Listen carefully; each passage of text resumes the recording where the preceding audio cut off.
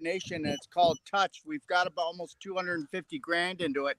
It's coming out in 6 weeks, and we'd like to have you on every week for a 15-minute show and to bring on a master class as well. Okay? Awesome. Okay, well, we'll talk. Well, no, I just want you to chew on it and see if you like the flavor. Okay, yeah, totally. Okay. It's fine. No pressure. Awesome. Yeah, we are live now. So good afternoon, everybody. Good day. Welcome to another incredible episode of the Jim Gale Show. You got Matthew Britt here, as well as our host, Mr. Jim Gale. I see you have a visitor with you. Good afternoon, guys. How you doing? We're doing great. Here with Dr. Daryl Wolf, and oh my gosh, the miracles just continue to flow, right? And I don't use that word wise or like just loosely is the word, right? There's so many amazing things happening with people coming together now in this movement to bring solutions to the world. And I'm so excited. Michael Hoffman's here, and of course, Curtis Stone, one of the legends in the field of regenerative agriculture. Curtis, how you doing? So good, Jim. Good to see you again, man. Happy to be here. Cool to have our buddy Daryl, our mutual friend Daryl, in the house as well. Thank you, Curtis. So good stuff. Fantastic to be here as well, Jim. We're in the middle of a tornado watch here in Tennessee, so I traded out the blizzard for tornadoes, I guess. Wow. Sorry, guys. My internet, I got brand new fancy internet, and it's a little bit. We'll probably mostly listen, and we'll try to jump in as it's available to do so. Sorry about that. No worries. Yeah, well, we'll dive right in. Curtis, we had you on the show back in a few months ago now, and had a great conversation. And since then, you've been, I think, is this your first winter at your new property now, or is this winter number 2? This is winter number 2. Well, it's 3 technically, because we the first year we bought the property, it was fall. We hadn't sold our house in Kelowna yet, but we did come up here in the winter quite often, but we weren't here full time. So this is our 2.5 full-time winters up here now. And fully off grid. Totally off grid. Yeah. I mean, right now I'm looking at my solar. I've got 16.3 kilowatts coming in right now. 6.6 of that is going to my batteries to charge them, and 9.2 of that's going to charge my Tesla. Beautiful. It's hilarious, but it's great.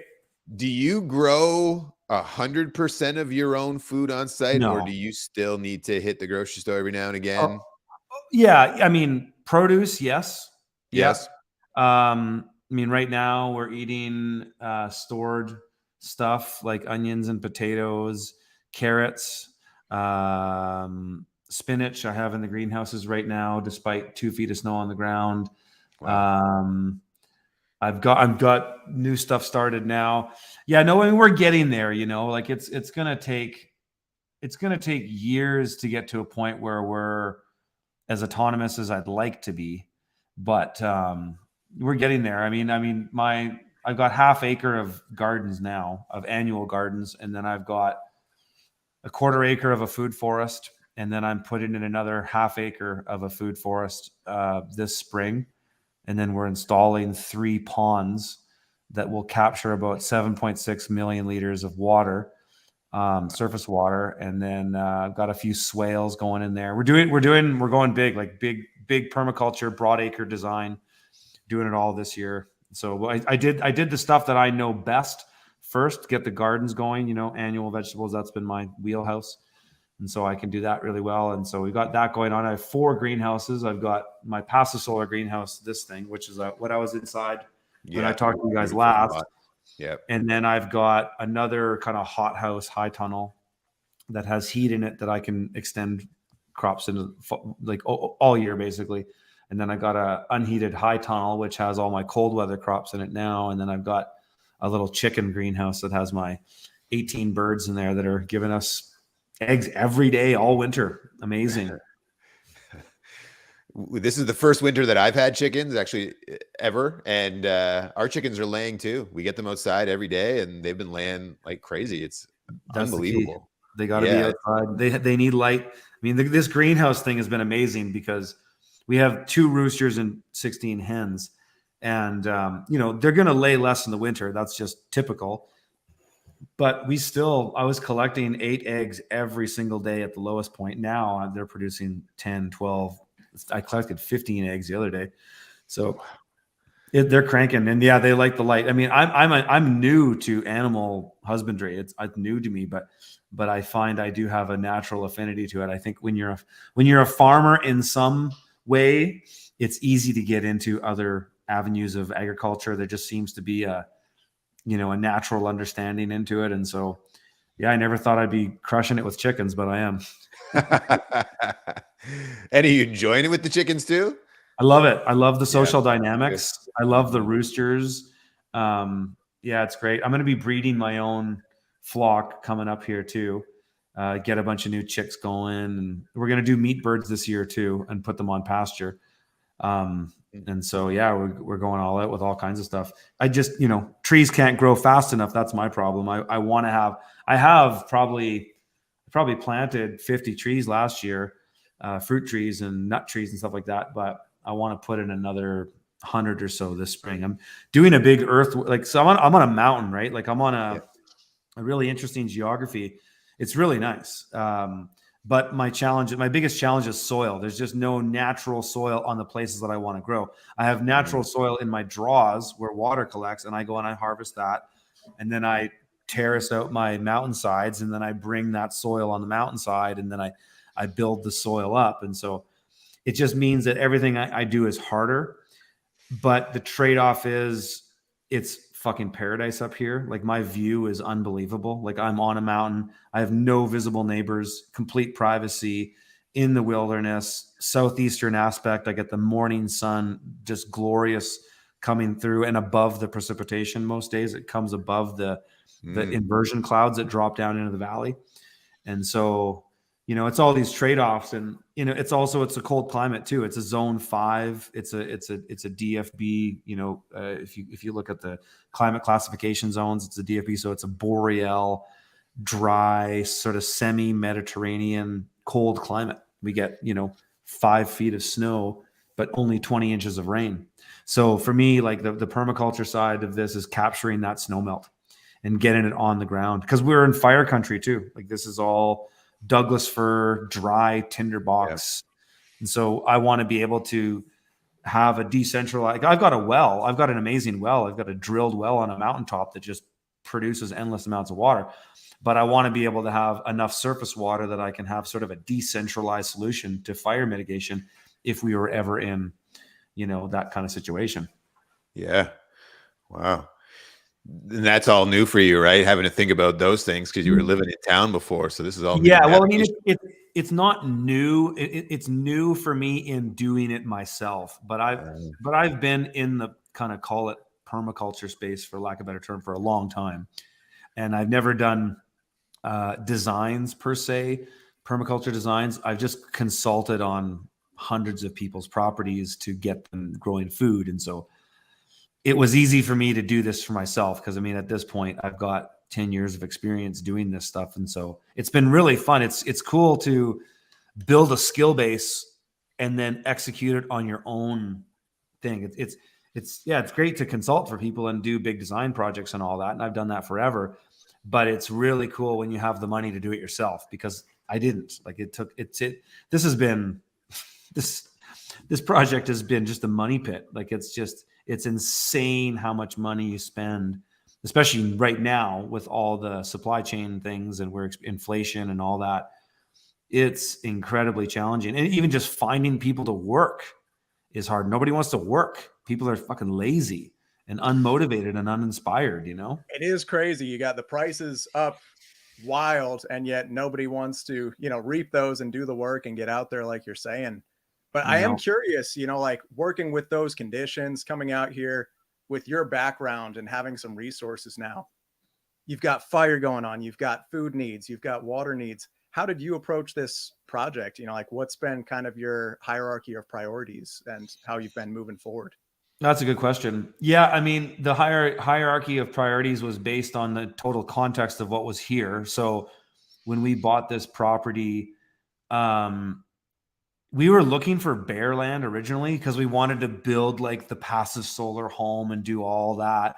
But we found that, and this is interesting because I just finished building this online course. I was telling you guys in our preliminary call, but I've looked at real estate listings all across North America. This is what I've been doing for months now. And the market is scarce just because prices are still high. Things are sitting on the market. A lot of stuff sitting on the market for 200 days or more. And people are holding on, hoping to get these high prices. It'll never happen now. But what I found is that, you can buy a property with a house almost for the same price as a property that's just bare land. So when we bought this property, again, we were looking at bare land and being like, that's not a lot of options. And man, where are you going to live for when you build the house? And so we found this place. It had a house on it, like just a beater. It's like a cabin, It's really cool though. It's a neat little cabin. And we've made it our home, our temporary home for my 2 kids and my wife. And it's small and cozy, but my kids are young, so it's easy enough. But the hierarchy of needs was, so this was a off-grid property to begin with.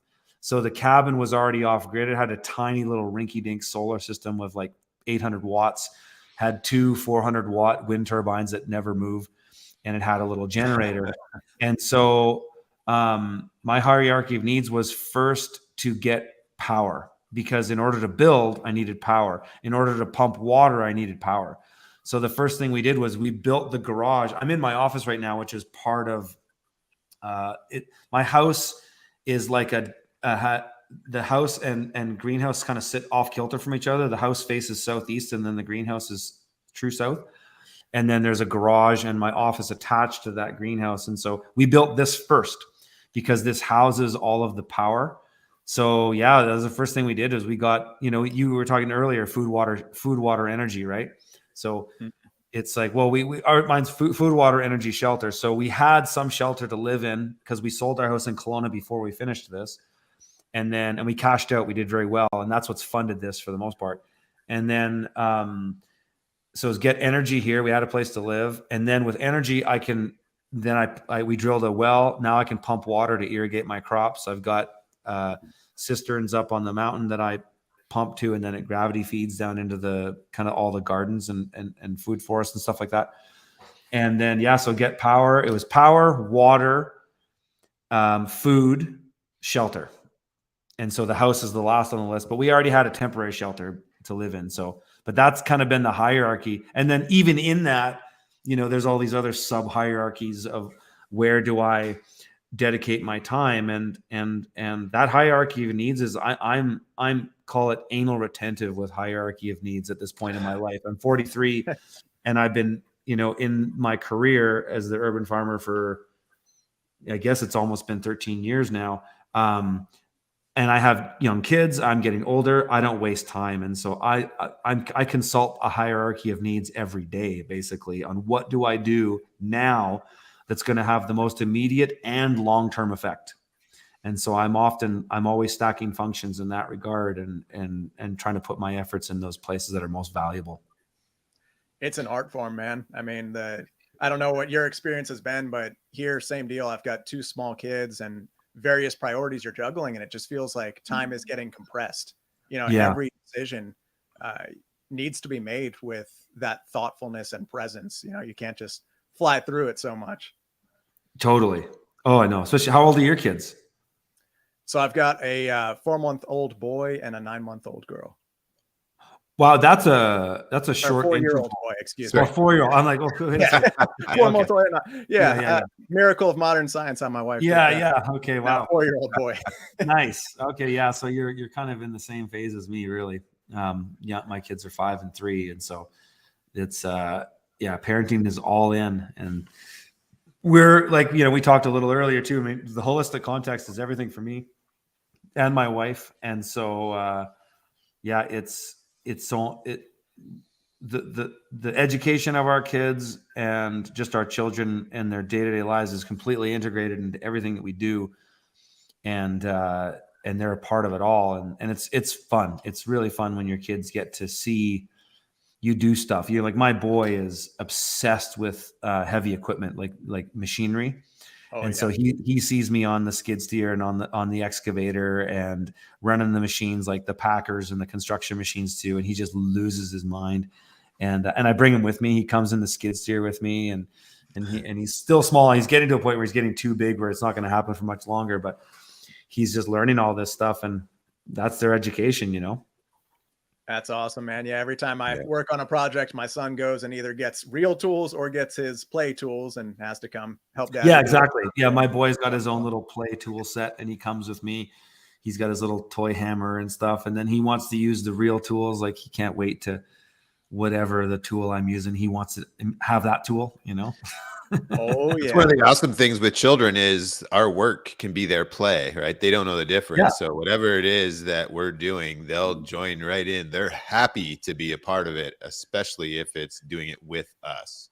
Yeah, absolutely. Yeah. That's all kind of been our lifestyle design and how we approached this. And, you know, a lot of people a lot of people have a hard time doing that. I guess we just made a lot of sacrifices. Like, my wife used to be a professional. She was a very high-end photographer, did corporate, you know, magazine, architectural photography, stuff like that. And when we first had kids, she thought she would go back to work, but then she just didn't want to. She just wanted to be a full-time mom. And so she surrendered herself to that. And some people don't do that. And I can't, it would be really difficult for us to do what we're doing if we didn't have that traditional nuclear family, if you will. And so that's been really important. Yeah. Similar story that's on this for my family. Yeah. So are you you and your wife going to be homeschooling your children there? Or? Oh yeah. Yeah. And really unschooling, really. Yeah, totally. Child-led learning. So yeah, no curriculum whatsoever. We've researched it and really educated ourselves on unschooling for a long time. And I've had a lot of friends. Like, when I started traveling internationally to teach, that's when I started meeting all these unschooling parents and kids, and was just always floored with how advanced the kids were. And it's like, wait a second, you're telling me that you don't teach them anything? Like, you don't have reading time or math time? And they're like, no, nothing. It's like, oh, okay. Wow. It took me a long time to get my head around that, but kids teach themselves because they want to learn. And so when you, like, school and the whole educational institution, even the idea of education in and of itself is very based around compartmentalization, because, as you know, many of us who in the truther space know, the Rockefellers took over the education institution 100 years ago so they could create, you know, obedient workers.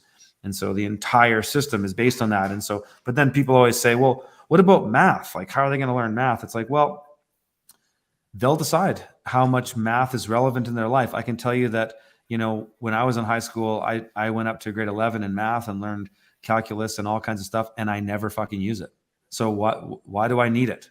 You know, the only math I use on a regular basis is when I'm on the land and I might do, you know, a squared plus b squared equals c squared, you know, like math or basic fractions. I mean, our kids, and every other unschooled kid I've ever known just figures it out, because when they decide what's useful for them, they'll learn it almost instantly.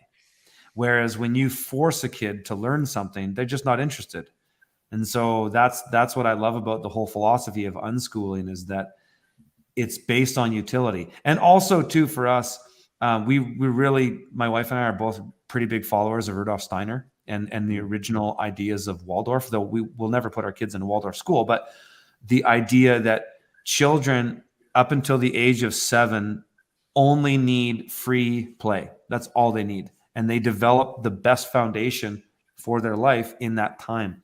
And if you try to jam too much stuff down their throat, you turn them into be obedient mask wearers or vaccine takers, right?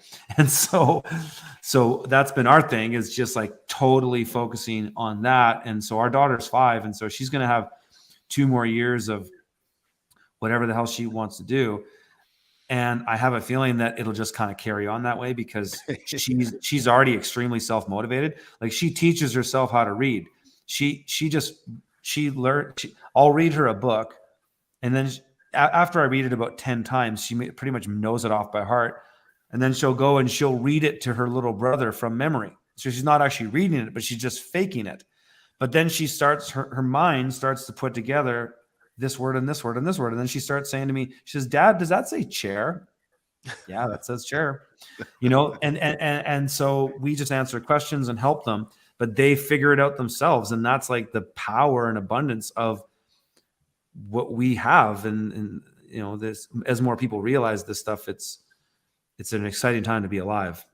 Unfortunately, children are brilliant. Minority, we steal it from them. Yeah, exactly. Right? Yeah, the system wants to take all these things that you're already naturally amazing at, and it wants to compartmentalize them and then sell them back to you. That's essentially what we do. I'm a big fan of the books Abundance and Bold and the future is faster than you think. And those 3 books are written by Peter Diamandis and Stephen Kotler. Okay. And I'm pretty sure what I'm going to tell you right now was in one of their books.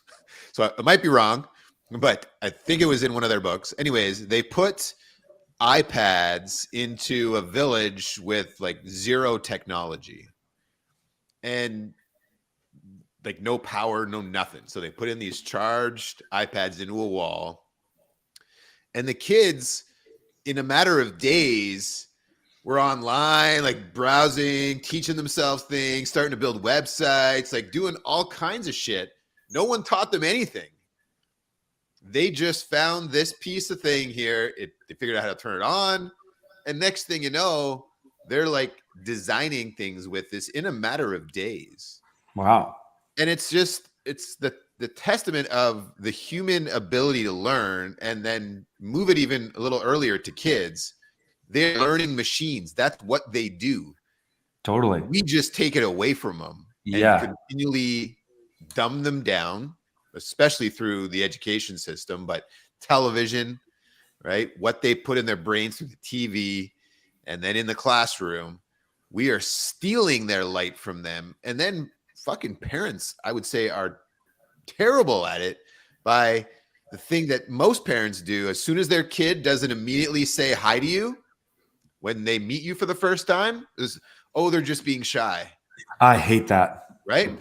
So they start that conditioning of they're just being shy, just being shy. They can't handle 1 second of their child not saying a word without them having to fill the space with they're just being shy. That drives me crazy. It also annoys me as a parent, the expectation that other adults who want to talk to your kids and your kids aren't immediately entertaining for them, that they say that. It's like, no. Like I had a woman say that to me yesterday. I was at the public pool with my 2 kids, and she's like, what?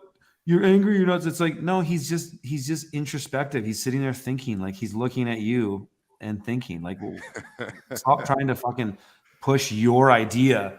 And I correct people on it because I don't want my kids seeing me defend that behavior on their side. Like I'm on my kid's side, right? Not some stranger. I don't give a shit about her.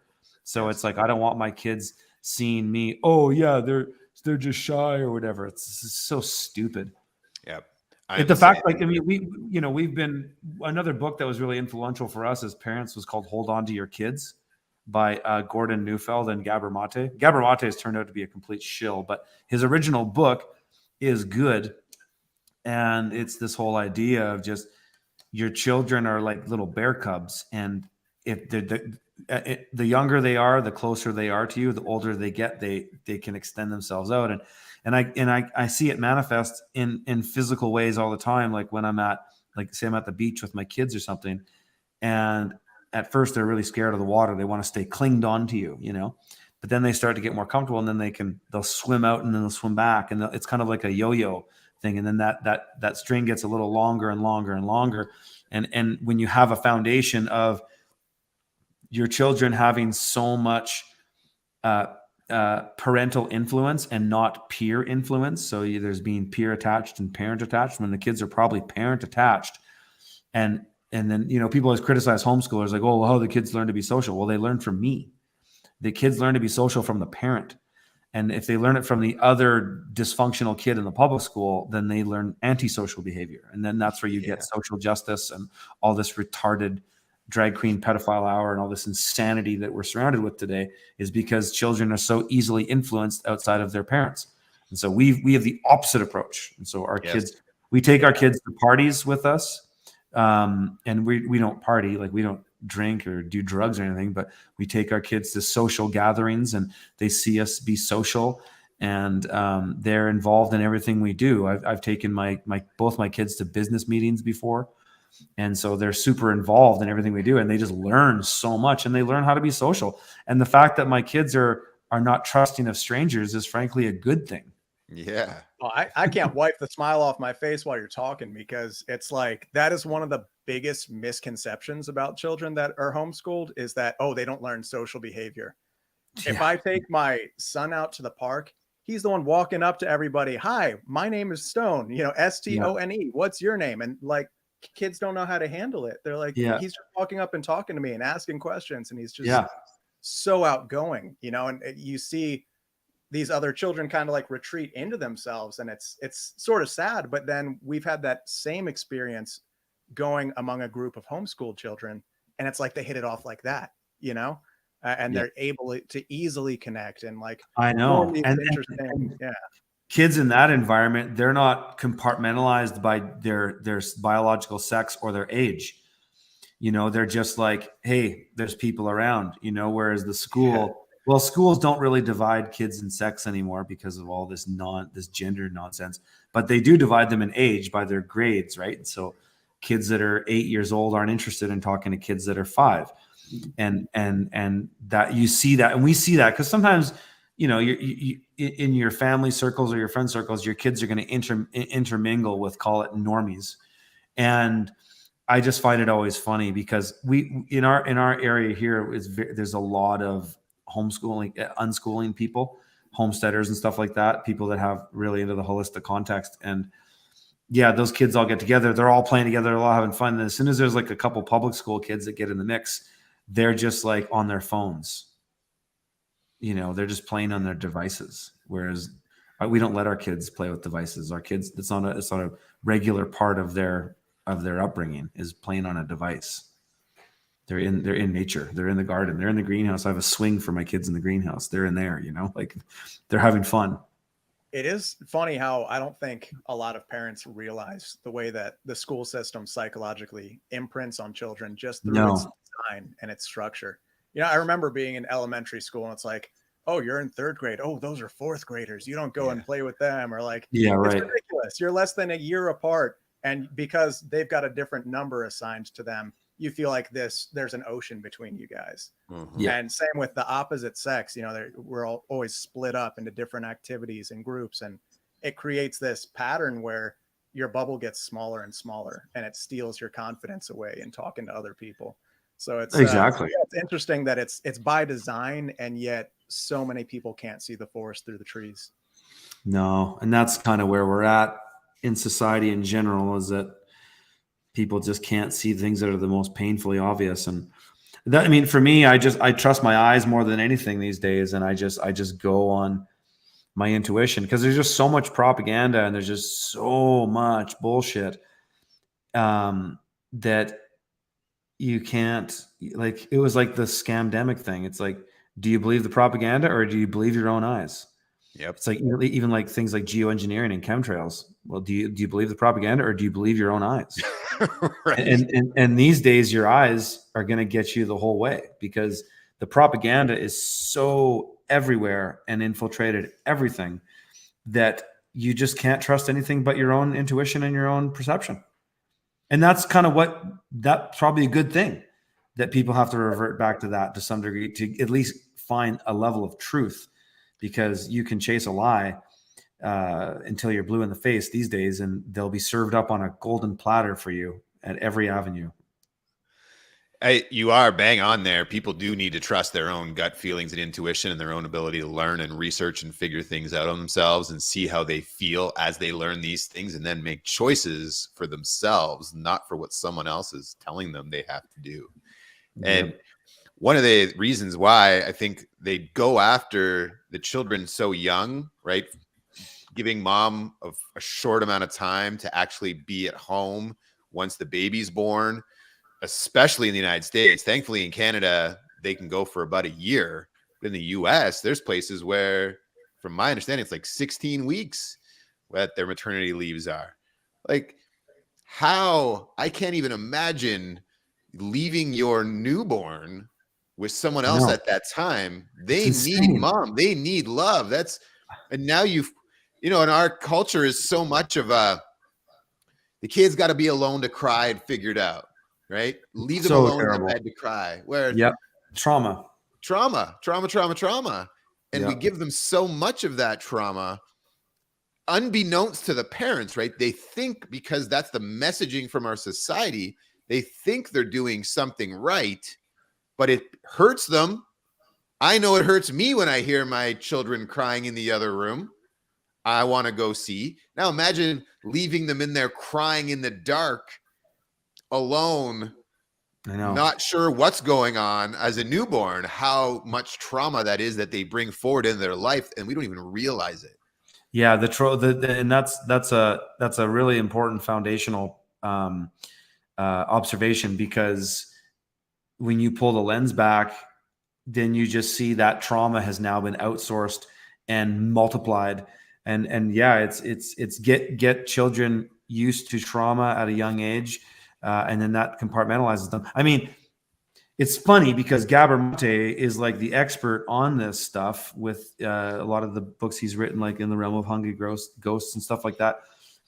Yet the guy lined up to just support big pharma and the fucking scamdemic narrative. It's beyond me, but his work in trauma is very important because, you can see why society is the way it is when you think about the child. And it is interesting because you don't see this stuff until you become a parent, really. Yes. I mean, you can riff on it and hear about it, but until you become a parent and have real skin in the game with it and have a child that you would just sacrifice your life for in a heartbeat, that you now have so much invested in their well-being, and you become so cognizant of all these things that you didn't see before. You might have seen them, but you couldn't understand the profound impact that they could have on your child potentially. And it's I think it's why people should have kids. More people should have kids because it would really make a lot of people better. I mean, probably a bunch of these people out here, these zombie people, shouldn't have kids, but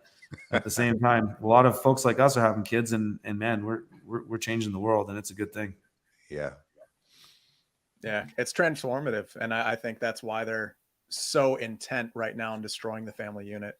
But you mentioned something that I think is really just so important: the fact that the more ridiculous the shit gets, the more ridiculous the propaganda, and the more it forces us to rely on itself, they're actually doing us a service. I agree. Like, you look at the way that what I'll just call the enemy or the adversary of life and creation and all that's good in the world, it's serving a divine role. It's really refining us and helping us grow in a way. So it's kind of interesting when you see it through that context, that it's like the worse it gets, the also closer we get to that shit being obsolete and going away. Yeah, I agree. Yeah, I know it's interesting. Had a conversation. I was on another podcast this morning, and we were talking about a similar thing, and how maybe there's like a grand season to all of this stuff, and that because there's seasons with economics, in that central bankers will just put up cheap money so that people make stuff, because they made the money out of nothing, but the money out of nothing without stuff isn't worth anything. So they get the money out to people to make stuff, and then they just throttle interest rates back and forth to create boom and bust cycles. And there's that season, but then perhaps there's a season of awakening, in the sense that just like there's seasons of the year, and there's a season of awakening in that it only takes so long of the same scam from the New World Order to be executed until people kind of wake up to it. And that perhaps there's a season of awakening, and perhaps we're in that season now. And perhaps there's been many seasons in history as we know it, or unknown history as we don't know it, in that there's been many empires that have come and gone. What happened to Atlantis? You know, what happened to Tartaria or whatever? You go down the rabbit hole in these things, and I don't encourage people to go down rabbit holes anymore, but it is interesting in that, you know, it seems to me like it's our sort of spiritual disposition to go into the three-dimensional world as we see it, playing a game of forget, coming from the creator into a body, into a physical experience in realm that's limiting in many ways, but perhaps the goal or the meaning of life is to unlearn and to come back. We play this game of forget to come back to center and who we are and how powerful we are. And the establishment want to do everything they can to prevent that from happening. And perhaps if we're in a season of awakening, that's what's happening right now, is that they need to just hold on to their power, because it's not going to last long if a certain amount of people won't have it. Then they won't be able to do what they want to do. And maybe they will. Maybe there'll be this great bifurcation in society, and that all these people will go into the smart grid, you know, 15-minute cities or whatever you want to call them, and take all the shots and do all the dumb shit that they want you to do. And the rest of us will be kind of in nature, and we'll build heaven on earth in the way that it was meant to be done, not in a city. You know, Babylon is burning, and there's no saving it. It's just going to burn. And so don't bother running into Babylon to tell people that it's burning. Just leave and get your family out and bring your friends with you, and just let that thing run its natural course. Like, that's why I don't get mad about any of the absurd shit that they do anymore. The political corruption, the money printing, the absolute insanity with the cultural Marxism stuff, and just the degeneracy. I don't get mad at any of it anymore. I just kind of go, yeah, let that thing follow its natural conclusion. Because I can observe patterns. You know, I've been in the permaculture practice for so long now that I just use my observational abilities to observe patterns and then make calls on where I think a certain pattern will go. And it's easy to see where it's going. You know, how much more degenerate can it get? Well, it can get a lot more degenerate. Hopefully I won't have to see any of it at some point, but yeah, it's very destructive. Yeah, it is. And it sucks you in, right? Like, as you said, all these rabbit holes, all this stuff, you know, we're so past that time of trying to run into Babylon and, you know, raise the flags. I mean, if people want to keep doing that, sure. But I would say on our timeline where we're at right now, it's more like it's time to build your ark, and it's time to help your neighbor build their ark. Like, let's yeah, you know, build the future. Let's build heaven on earth, like you just said. And that's what the creator's design is. It's imprinted in every single seed and every single fruit is this abundance. Yeah, the abundance is the natural disposition.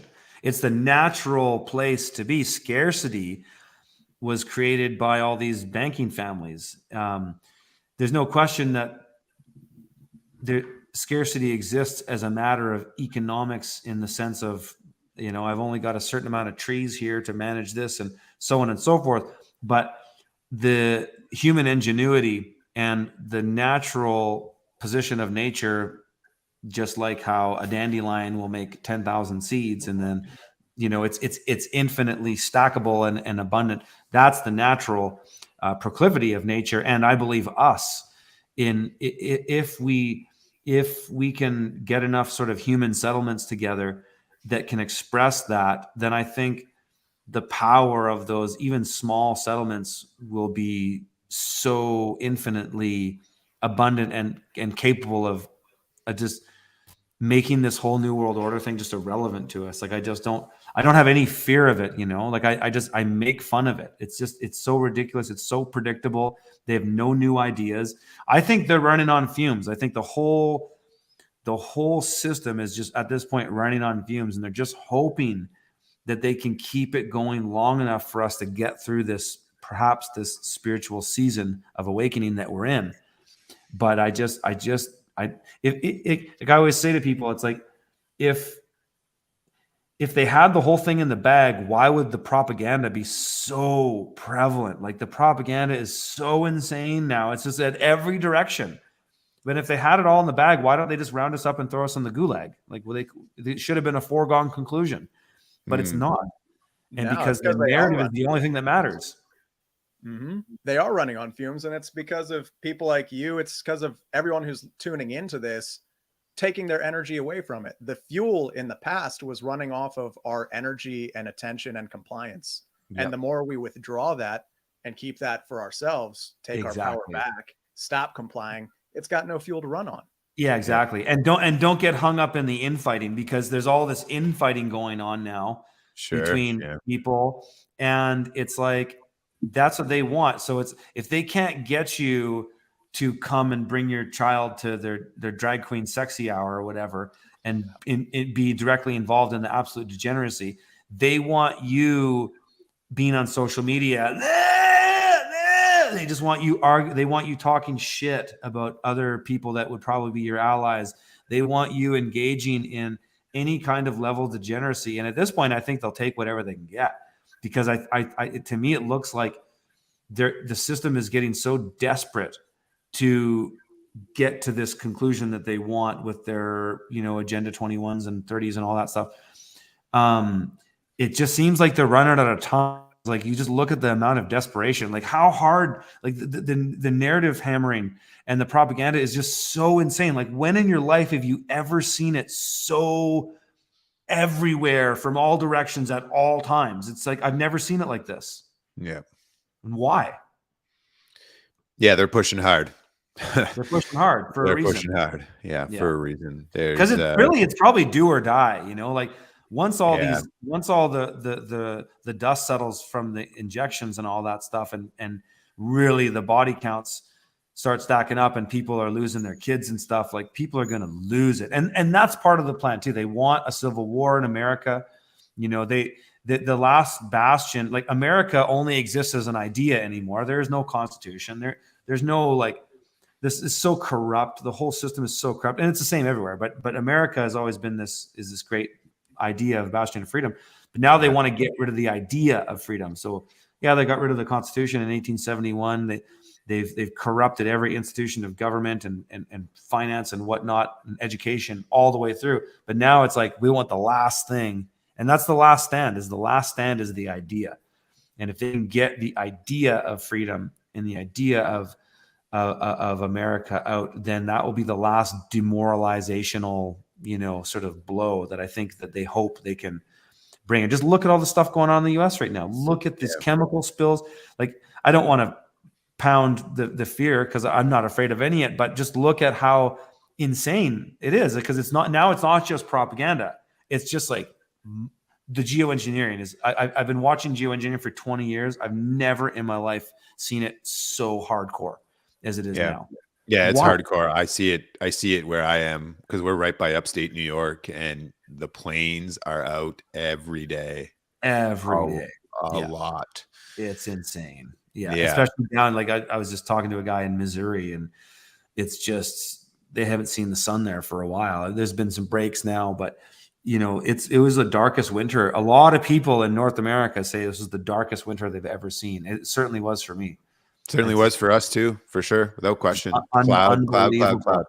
And Yep. you just see it, and it's just, again, do you believe your eyes, or do you believe the part? You see all these planes going, and then in a grid pattern, and then all of a sudden it's completely clouded over. Come on, Yeah. Here's another piece of propaganda that has been, at least today, a big victory has been peeled back. So, the conversation around what's in Jabberwockies for kids, right? The adjuvants that are utilized and how safe they are, and you have nothing to worry about because we test them. Well, for 3 years now, there's been a Freedom of Information Act request going on about aluminum contained in vaccines, and it turns out that they actually have, after 3 years of searching, not a single study to show that they've actually tested it and that it's Yeah. actually safe. Not a single one. It's No, crazy. from what I Aluminum- understood, yeah. in the past, they tried to source a study that was on the ingestion Yeah, of a it, different form of aluminum. yeah, somehow that's the that one they got. translates It's to rats. injecting a different form of aluminum directly into a kid's arm. Come on now. And so Well, what here's is the what is thing. it with aluminum, hey? Because that's what's in the spray too. That's what's in the aluminum and barium is what they spray in the sky. Like what is it with aluminum that is so Passes the blood-brain barrier, from my understanding. Yeah. Yeah, I've heard that too. And so it's like, yeah, let's just hammer you with aluminum. It's fucking insane. Well, and they can get it into the white blood cells, right? Because that's the thing that happens. The white blood cell doesn't actually get rid of it. It encases it to protect you. And then that can get into parts of the body where it's not wanted, which then, again, causes issue, right? Because it's never actually removed.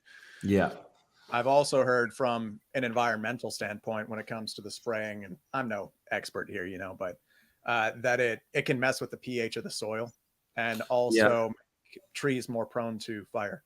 So that's I wouldn't be surprised. I mean, that all makes sense. I mean, because the climate change narrative is their ultimate, that's the ultimate big move. That's how, because the pandemic thing isn't really going to work anymore.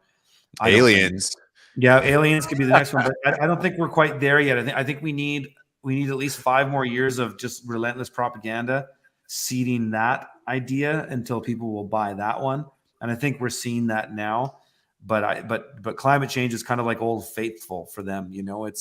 They've been hammering that one for so long, and they can manipulate the weather, and so they can manipulate weather events and then blame it on climate change. I mean, even here in BC. 2 summers ago, we had some pretty brutal fires, and it was pretty smoky all over the province. And the government was caught red-handed stopping people from stopping the fires. So there was a big fire that happened north of Kamloops in BC, and there was hundreds of ranchers, construction workers, road crew guys, stuff like that had the equipment, they had all the machines, that said, we're going to go and we're going to cut a huge fire break and stop this fire from coming down. And the fucking Ministry of Forest stopped them from doing it.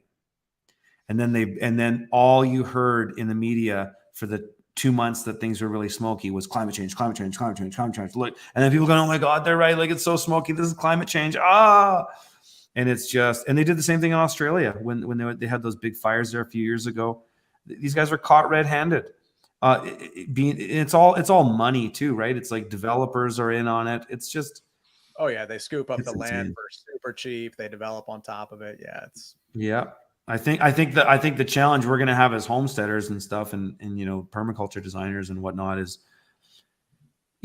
what do you do when they get really radical, like what they did in Ohio with that in East Palestine there with that big blow up and just massive contamination. It just happens to be the area where there's, I believe it's the highest concentration of Amish people are, agrarians that live on the land and it's great. And we can learn a lot from them, but now what the hell are they going to do? They can't grow their food and stuff. Like they're getting desperate. That's all I can say is that it's like getting to this is desperate. It's one thing for the propaganda, but it's one thing when they start getting really, it's ecocide. That's what it is. It's ecocide. Yeah, that's where it's soil preclamation, right? It's not reclamation, and we got to really build up resilient soil, resilient systems that can efficiently move through toxic exposure, right? Yeah. Process the root breakdown, bring in the microbes, bring in the mycelium, and trees and terrain. Absolutely. And so, I mean, at the end of the day, the biggest victims of anything like that are going to be the most fragile farms and ecosystems, which are going to be the monoculture, industrial ag. And, I can't say that I feel that bad. I mean, I always feel bad for innocents and people that get caught in the wake of it. But at the same time, that whole industrial agricultural model was never really going to work for very long anyways. And so, it's kind of, again, it's like, it's all these things just follow their natural conclusion. It's just like, logic is just playing out in every respect of the manner. But it's time, man. I mean, where I just moved in Tennessee, I drive on the back roads down into Chattanooga. And every time I take that route, I pass by this old dairy farm that I'm like, how is this thing lawful? Because it's not. I mean, the way that they're treating these animals, the way they're treating the land, they've got probably 50, 60 head of cattle on, I would say, 2 acres or less. Oh It's my just God. entirely mud. Just a mess. Just a mud pit. Yeah. Oh, it stinks every time you pass by it. And it's just like, disgusting. how is this still operating? It I just know. blows my Government mind. money. That's really how it's still operating, because the government and the USDA subsidize the shittiest agriculture. And so, but it is amazing though, because even with all those subsidies, it still can't really operate. It's just like, yeah, I think, I mean, yeah, when I think really far forward and I think about a world that I want to see, what does that look like, and how do we create it? It's a system based around natural principles, and natural law really is what I'm really interested in. And, you know, I've learned how to use the law to get what I want out of the system and achieve a fairly high level of freedom, even in a country like Canada. But when I think about, you know, what if we could create something that was really the best representation of what we should be doing? I think a natural law, and because nature's laws are really supreme, because there's an immediate biofeedback loop with it. You can observe whether things are right or wrong, and you don't need to have all these ordinance and statutes for a bunch of BS. No. And you can observe what's naturally correct and what our natural inclination is for anyways. And so people are good, right? People are good.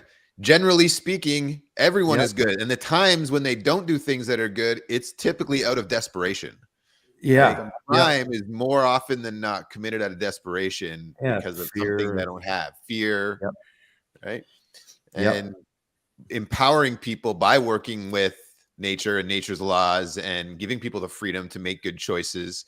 If we were empowering children to learn on their own, not trying to condition them and dumb them down, put them inside these obedient barriers, things would be so much different. And that is what we're creating. It's what you're creating. It's what we're creating here with Food Forest Abundance. It's what so many of our strategic partners are doing. So many of the people that come onto our show are looking and doing things like this, creating solutions. So, you know, as we talk about these things, you're right. The desperation and the awakening, it's happening. There are a lot simultaneously. There are a lot of us around the world who are well aware of that something doesn't feel right. Okay. There's way more than the propaganda machine would ever want us to believe. Yeah. But I can tell you it's there. You can feel it. You can feel it. And it's again, trust in your eyes. It's easily observable. But at the same time, a lot of people aren't ready, you know, and I think that's okay. You know, it's like, I've learned so much about the law over the last number of years and been able to just find a level of freedom that's been really accommodating. And it's why I've been able to stay in Canada, as I would have left a long time ago. But, and people are always like, well, how do you do this? How do you do that? And it's like, you have to figure this stuff out. You have to, I think a big thing that I observe in where we're at is that if we're in this great awakening, call it a spiritual evolution or a spiritual cycle or season or something like that, is that if you want to move to the next level, you have to evolve. And this whole idea of instant convenience and instant gratification is not going to get you there. You get there by doing the work. You get there by figuring things out and using your eyes and actually doing the work. And so I've become very, not complacent, but comfortable, no fear, and just am totally content on the way things are going. And that a lot of people won't make it. And that's their choice, because we all had a choice, and I believe we all chose to live the lives that we're living. And be in this time. And that if somebody goes and they're going to take all the shots and they're going to do everything that the stupid government tells them to do and corporate propaganda, then that's their path. And then that's the way, that was their plan. And that's ultimately their choice, their decision, and they have to live with the consequences. And so I could care less about waking people up at this point. I just don't care. I feel like if you're not here already, then God bless, do your I'm thing. with you, man. But I have to say, what gives me hope is that I feel like so many people have been blinded by seeing it for themselves because they've been taught, ignore what I'm seeing and look to an authority. And what we're experiencing right now are the authorities destroying their own credibility. Yes. So when people stop looking at it from that perspective and start paying more attention to those biofeedback loops, like you were talking about, the natural laws, the natural order of things, they drive by that farm I was talking about and they see diseased land and diseased animals. Yeah. They look at our own bodies and you see diseased bodies. And why is this happening? If you really pay attention to those biofeedback loops, it's not because of some little microbe that was out there and, oh, now I'm terribly sick. It's because you've got a body that was unwell to begin with. You had a foundation of sickness to begin with. Yeah. The terrain. Yeah. You had a foundation of unhealthy inputs. And so you're getting unhealthy outputs. Exactly. I mean, I think ultimately, all the insanity with the political corruption coming out and being exposed every single day, I think that's all kind of part of it. I think it has to go that way. And I think there's, like you said, there's sort of God's plan in that maybe the New World Order is actually, their hand is actually being played by the creator himself or itself to basically gaslight people so hard that if you don't see it, then it really just comes down to, it's almost like in legal terms, when you get notice on something and then you get a reminder, then you get a default. And so you get 3 opportunities to respond and correct the record. And if you don't do it, then it's a default and then you're hooped. And I think in maybe a spiritual sense, we're witnessing that. And perhaps that's why the gaslighting is so ridiculous. It's just like, how can they come out and just pick your issue, right? It's just an endless onslaught of it day in and day out.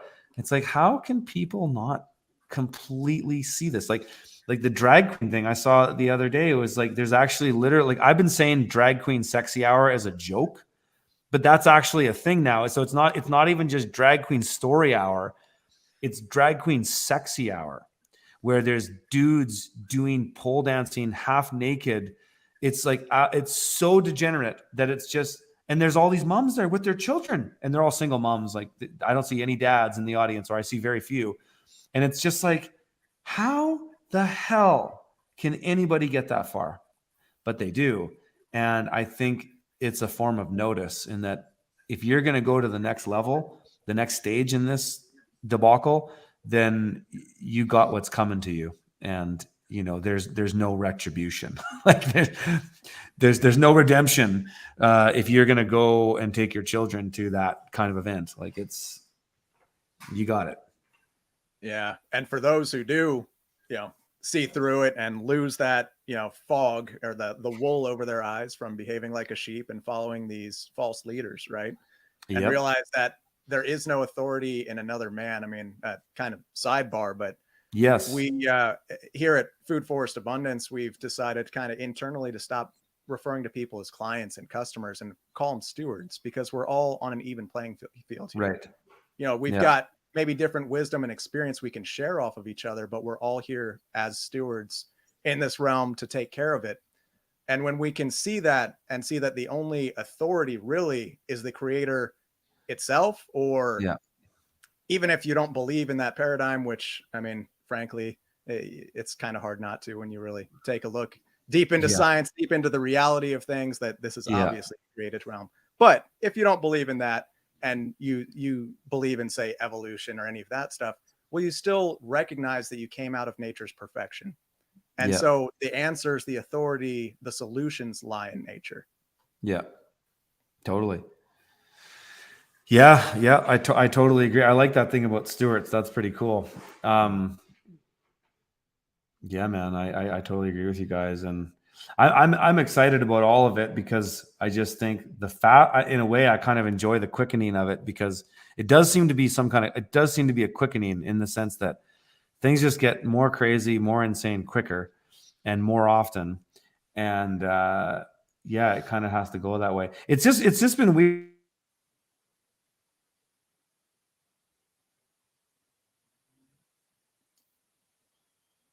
Did I lose my connection? No, I was wondering too if it was me.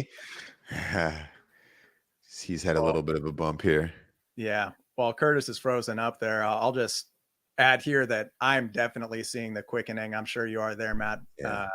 And it's like sorry about the that. quickening in both the good and the bad, right? Like the bad stuff is quickening and getting worse and worse, but also the awesome stuff and the solutions. It's like that manifestation when you really, think and put your energy into something, it bears fruit like that. Like you start seeing that return so much faster now. Yeah. Yeah. Hey, welcome back, Curtis. You froze up sorry there. about that. But it sounded like you finished my thought perfectly there. So right on.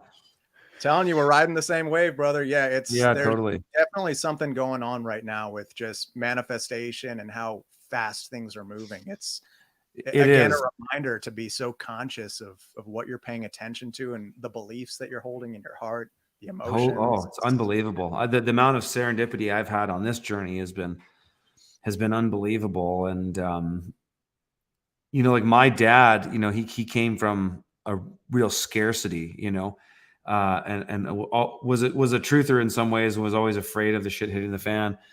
And he died a couple years ago, but he couldn't believe just the things that I did.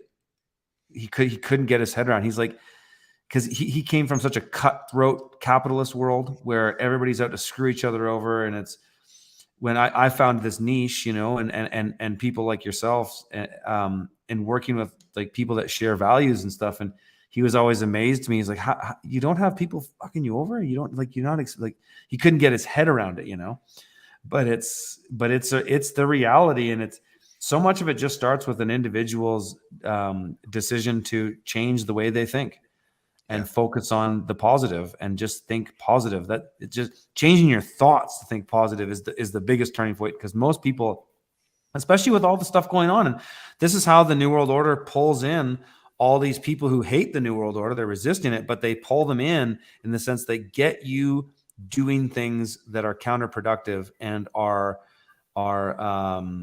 self-destructive in a way, self-sabotaging. Energy suckers. Yeah, they just want you putting your energy into things that don't bear fruit.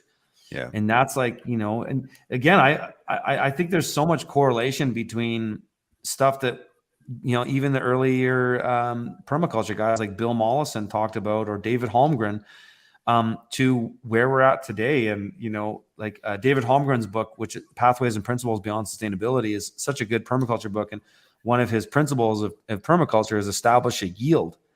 And so it's like, you can do all this stuff, but until you establish a yield and bear fruit from your efforts, you're really just spinning wheels and you're just kicking the can down the road. And it's so important that everybody, even in the listening to the conversation here, and no matter it is what you do, is that your efforts need to bear fruit. And so you need to stack functions and find the best way to create leverage in your life so that you're, because just going to a 9-to-5 job and then not having any context that comes back to your family life makes it difficult to have a holistic family life. Because if what you do or where you work is completely unrelated to everything in your personal life, then it's all compartmentalized. And then that's where you get the idea of the suburbs, where, let's get people into suburbs where they all live in this area, but nobody works together. Nobody knows each other. Nobody talks to each other. And then you get on the 401 and you drive to work, somewhere an hour away from where you live. And so there's no connection. There's no context. And then now you got to have both parents working. Now you got to get the kid in the public school so the government can raise them, because you don't have time to do it. And so this is all that endless chain of compartmentalization. And, people need to really think about how they bear fruit in this whole thing. And I would say, as parents, one of the biggest things you can do is get your get your head out of this idea that somebody else has to educate your child. Yes.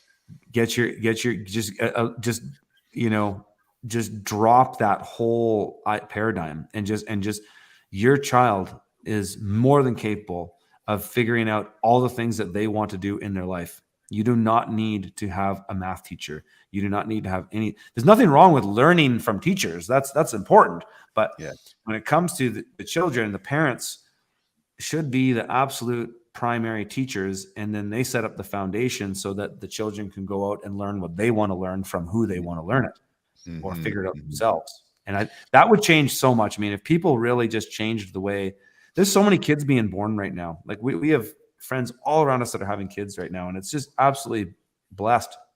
And just think about all these kids that are coming up that are learning these things and applying this stuff. Like, it's just going to be an epic time as we move forward into this whole thing.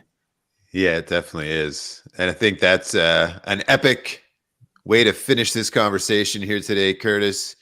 Man, as always, it's a pleasure to talk with you and get inside your head and hear your thoughts on things that are going on based on your experience. And to finish this off here, why don't you let everybody know again, I know we have the website listed up here, but where they can find you, and if you have any courses that are coming up, because you guys have put some incredible things together.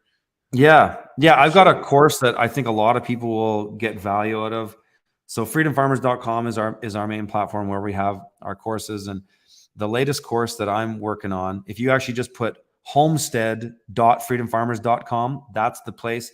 So I've built this course and we're just kind of finishing it up now. And and this will be a huge application to people who want to get on land. So if you want to get out of the cities and you want to get on some land and you don't know where to look because it's kind of overwhelming, we go look at real estate listings. Like, what are you looking for? And so basically I teach people my framework on how I evaluate land. And so I did this as a consultant for many years, traveling around the world, looking at properties, what makes a good farm, what makes a good homestead, what makes a good food forest, what makes a proper, like, where do you get water? What are you looking for in a property? And so basically I teach people my process, and in a nutshell, it works in kind of 3 parts, or homestead.freedomfarmers.com. Okay. Basically it works in that I give people 3 things. So the first thing is you need to understand what you want. And so I boil this down into negotiables and non-negotiables. So if you're looking for land, what's ideal for you? What are you willing to negotiate on? And what are you not willing to negotiate on? Like, I will not live on a major interstate highway, right?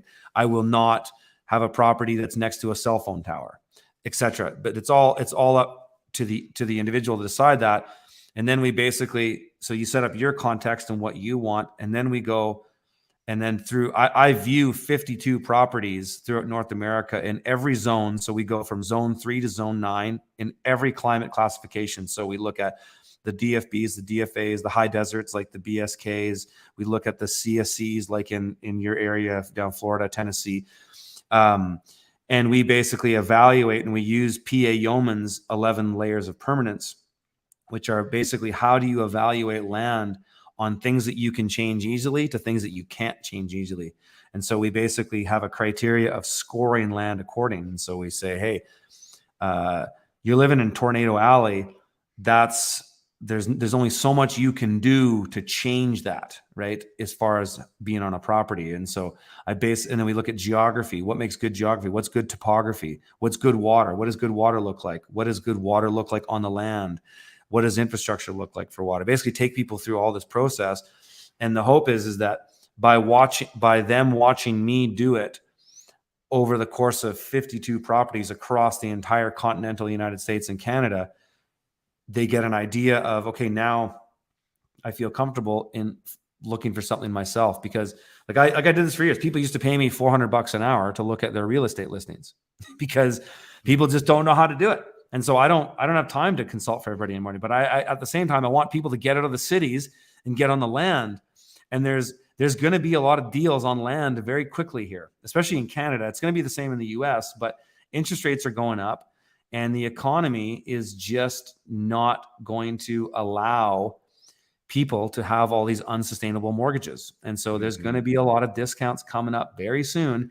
And you're looking at prices now, they don't look great, but very soon you're going to see a lot of discounts come out. And so I'm hoping that I can train people to have such a good eye to read geography using tools like Google Earth, read the geography, see what you, and be able to identify any threats. So that was kind of the part of the process, is identify your non-negotiables and negotiables, identify threats, and then go through this process thirdly. And then you can look at 100 properties, eliminate 95 of them, and then only go and look out 5. And one of those is going to be the pick.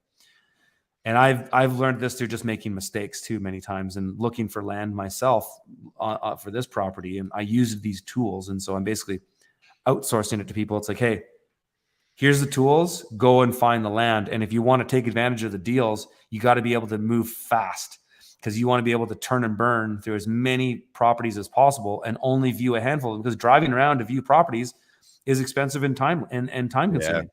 So if you can do it, most of it here, then it's easy. This is something great for our audience and the people that we have. A lot of people reach out to Food Forest Abundance and the Freedom Farm Academy asking these questions. So us now having a resource we can direct people to is fantastic. So thank you for putting this together, and thank you for joining us on the show today. Thanks for just being awesome at what you do and being a good guy to collaborate with, man. It's great. Really right on, guys. Good to talk to you. Yeah, great talking with you too. And thanks to all the audience out there. Thanks for joining us on another episode of the Jim Gale Show. And sorry, Jim lost connection and his speakers blew on his phone there pretty early in the episode today. So we've lost him. He's hanging out in the food forest with Dr. Daryl Wolf, and I'm sure having a good time there. Those two brains together. I might see Daryl in a couple days up here, so that'll be kind of cool. Yeah, cool. Well, again, thank you, everybody. Have an amazing day, and we'll see you all again real soon. Take care. Thanks so much, Curtis. Curtis. Thanks, Mike. Thanks, Matt. We'll just play a couple ads and get everybody on their way.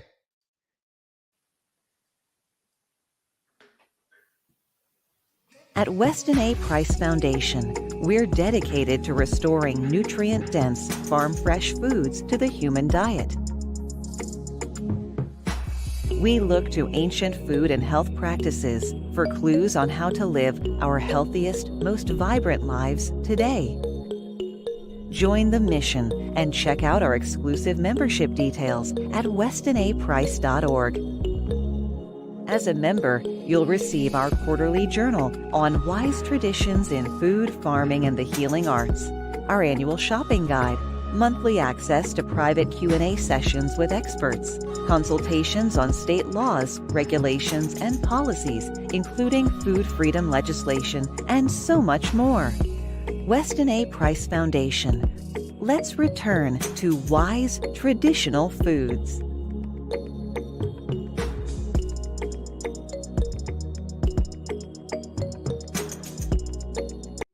Hey, Jim Gale Show listeners, again, thank you for tuning in.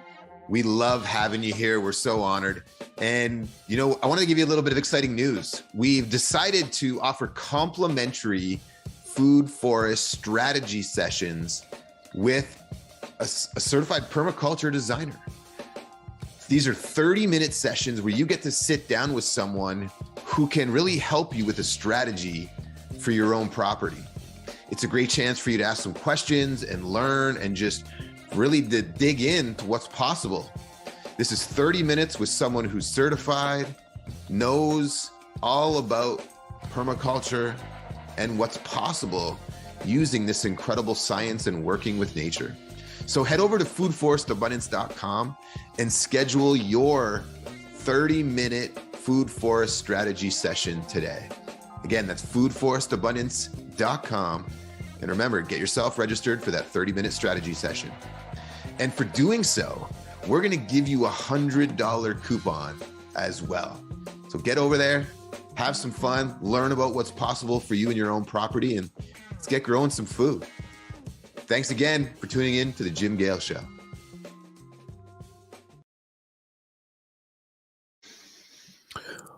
What a great day today has been. Two incredible guests on the show. We started off this morning with Majid, and this afternoon with Curtis. Hopefully you're able to get some great value out of this conversation, and we look forward to seeing you again soon. We'll be back at it next week. Enjoy your weekend. Thanks for tuning in. Take care.